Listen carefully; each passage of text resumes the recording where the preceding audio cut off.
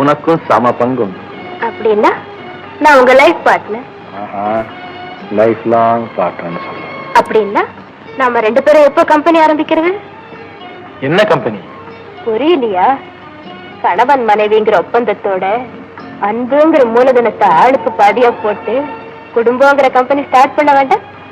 ராதா, முதல்ல என் தங்கைக்கு திருமண ஏற்பாடு செய்து மஞ்சள் குங்குமத்தோட அவ மனைவியாகிற அந்த மங்கள திருநாளை என் கண்குளிர பார்த்து ரசிச்சுட்டு அப்புறம் உன்னை துணையாக்கிறேன்.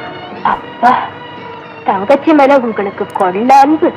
பின்ன ராதா, உனக்கு தெரியாது, அந்த கடியார சம்பவத்துக்கு அப்புறம் என் தங்கச்சிக்கு ஒரு நல்ல கடியாரம் வாங்கி கொடுக்கணும்னு தேடிக்கிட்டே இருந்தேன். நேற்றுக்கு பார்த்துட்டேன், இன்னைக்கு வாங்கி கொடுக்க போறேன். உங்களுக்கு அவ்வளவு சிரமம் எதுக்கு? இதே கொடுத்துருங்க. உன் கையில கட்டுறது வேண்டாம்.